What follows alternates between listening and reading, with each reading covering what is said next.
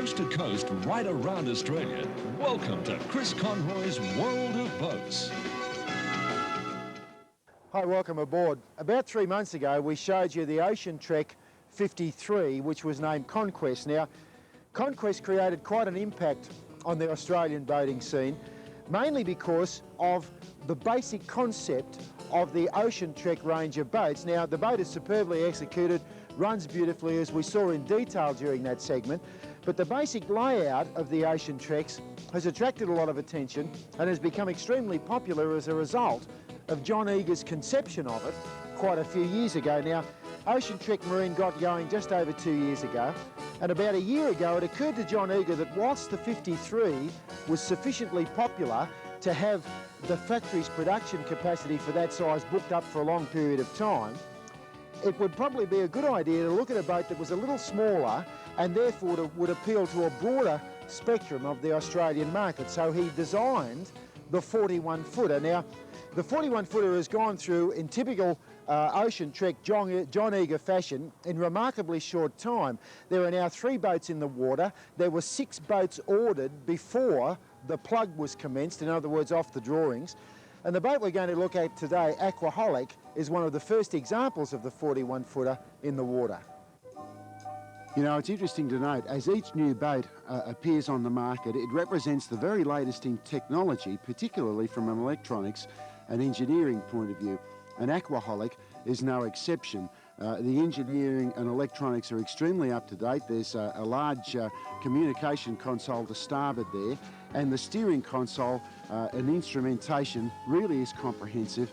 A large sloping foredeck covers 2 double cabins which are separated by a central longitudinal bulkhead and which are accessed from a large alcove at the bottom of the stairs. Now, that alcove is probably central to John Eager's overall Ocean Trek layout because it's featured on each of the boats regardless of its size. To starboard is a bathroom which features a vanity and a shower unit, and to port is a toilet, and it's possible, although it's not fitted to this boat, to fit a single cabin aft of the toilet to port underneath the main saloon. Now, this boat is going to be based in Adelaide. In fact, when we shot these pictures, she was just about to leave from Southport on her shakedown ocean passage from Southport around the bottom to Adelaide. So she's fully fitted out for ocean cruising because that's the way in which she'll be used. The large saloon is extremely spacious and airy. It's nice and high on the boat, which gives plenty of view around the boat. And again, it's well equipped with a full galley and also a dinette. Now, this particular boat is powered by 2 270 horsepower Fiat diesels. They're 6-cylinder, turbocharged and aftercooled. John Eager favours Fiat diesels and has fitted them to all of the Ocean Treks that he's built so far. The drive units are Levy L400 series drive units, and if you look carefully in these photos you can see the most unusual semicircular rudders which are fitted to the Levy units. And the Levy units have really vindicated themselves in recent months in Australia, particularly on the Ocean Trek range. John favours them. In fact, the boats effectively are designed for these units, although they will run quite happily with other types of drive units. John really favours the Levies and feels that they give a degree of performance and a degree of versatility that make them perfect drive units for this type of boat. And I guess the experiences with the Ocean Trek 53 and now the 41 tend to bear that feeling out. Now, she was checked by radar as far as speed is concerned, and it's most unusual and quite a pleasant change for me to be able to quote figures that have been checked by radar. At 2,650 revs per minute, the twin Fiats deliver 31 knots, and at 2,400 revs a minute, which obviously is the cruising speed, they deliver 27.5 knots. Now, when you consider that the boat is 41 feet long and is capable of maintaining an easy 27.5 knots in these sort of conditions, and even though it was a nice sunny day, there were some quite nasty seas in evidence here. It really is a tribute to the overall design of the boat and the drive units and power units that she's capable of maintaining those speeds. In fact, in Australia, we've really matured as far as our attitude toward boat design is concerned. And we are now capable of designing and providing boats which will handle coastal cruising with absolutely effortless ease, and it's possible for private owners now to buy boats which will carry them 1,000 miles or so at speeds in excess of 20 knots, virtually regardless of the sea conditions, in absolute comfort. And as I said, that's really a tribute to our designers. And of course, a demand creates a supply, and we do a lot of our boating offshore, and obviously, as I said, the Australian boat building industry, particularly our designers and manufacturers, have matured to the extent where they now see as a priority the provision of these kind of facilities and abilities. The boat has an overall length of 41 feet. She has a beam of 13 feet 8.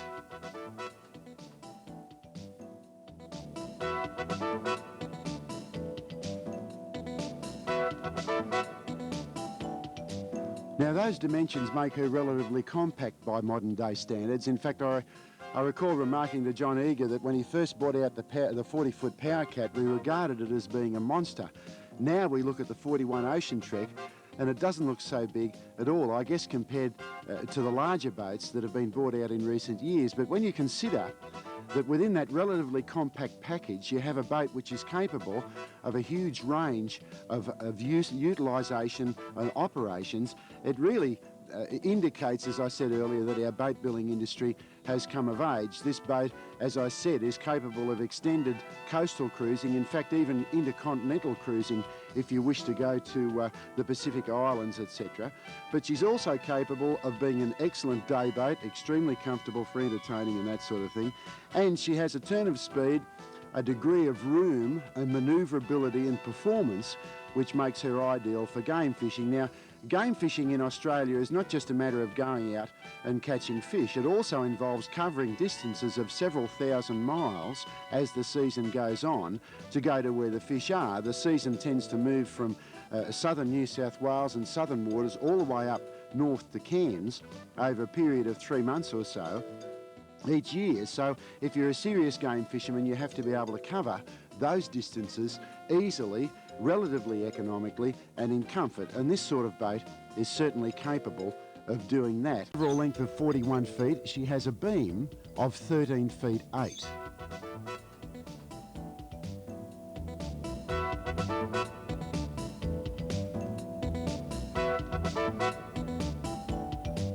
Now, those dimensions make her relatively compact by modern day standards. In fact, I recall remarking to John Eager that when he first brought out the 40-foot Power Cat, we regarded it as being a monster.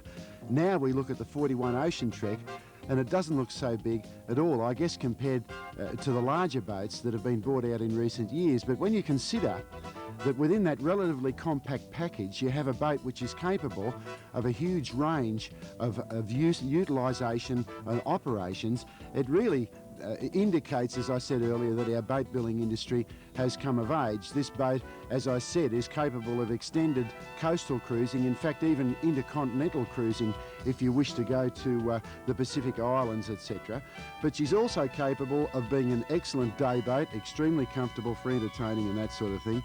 And she has a turn of speed, a degree of room and manoeuvrability and performance which makes her ideal for game fishing. Now, game fishing in Australia is not just a matter of going out and catching fish. It also involves covering distances of several thousand miles as the season goes on to go to where the fish are. The season tends to move from southern New South Wales and southern waters all the way up north to Cairns over a period of 3 months or so each year. So if you're a serious game fisherman, you have to be able to cover those distances easily, relatively economically and in comfort, and this sort of boat is certainly capable of doing that. Now, we don't have economy figures, unfortunately, although experience with the larger boats it tends to indicate that the Fiats, in combination with this type of hull, with the Ocean Trek hull, delivers quite remarkable economy figures. Now, the boat is in production, as I said. There were several of them ordered out of the moulds before the moulds were actually finished. A brand new offering from Ocean Trek, the 41-footer.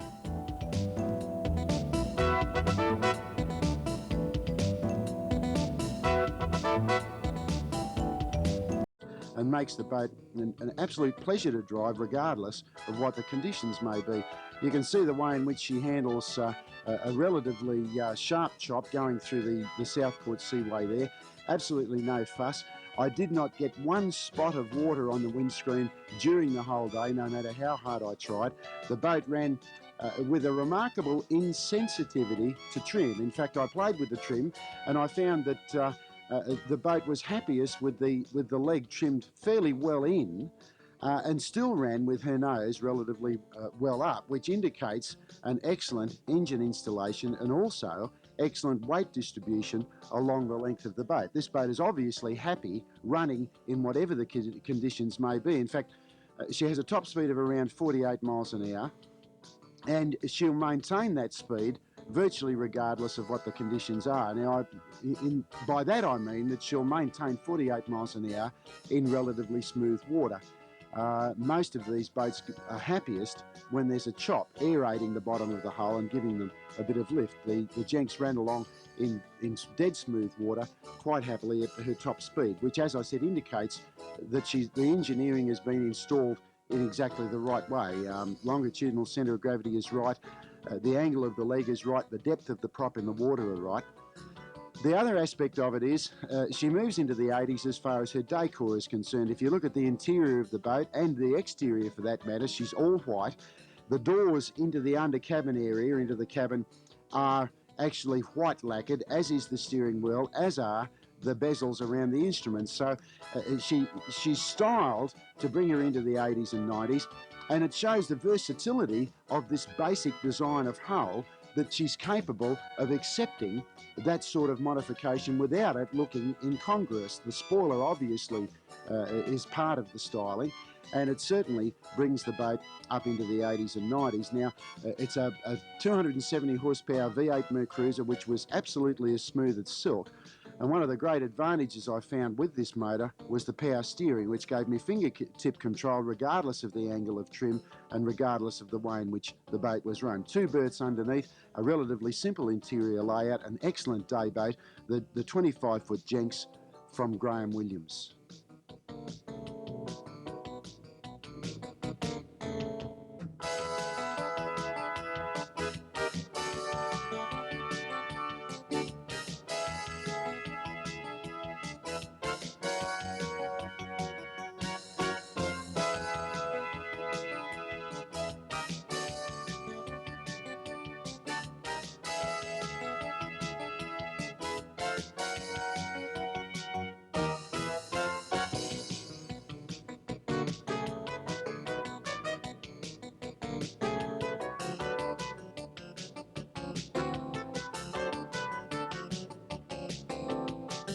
That Shell were moving into the marine market quite aggressively with a completely new range of Shell marine products. Now, one of those products is an organic outboard oil. And it's interesting to see a worldwide company of the status of Shell looking at the environmental impact of their products. And this organic oil is biodegradable in either its unburnt or burnt form.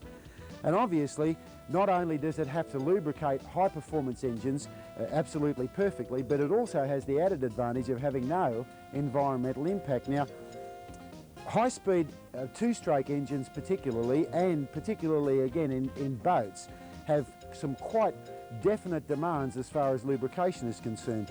They rev out to 6,000 or 7,000, in some cases in the racing engines a lot faster than that. So they really have to have an oil which is capable of coming up with the goods every time, because the engines are expensive. A breakdown due to oil is certainly not going to make the boat owner or driver very happy.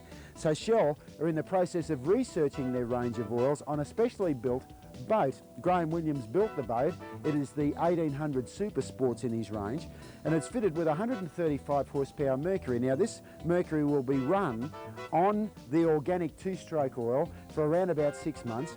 It will then be torn down and checked over completely before a new motor is put on the boat, and a different type of oil will be tested in that motor. Now, it's interesting to see that Jeff Hardwick, who is the National Sales Manager for Shell Oil Products, it's interesting to see this sort of research going on in Australia. Jeff is very keen about it, not only selling the product, but researching it.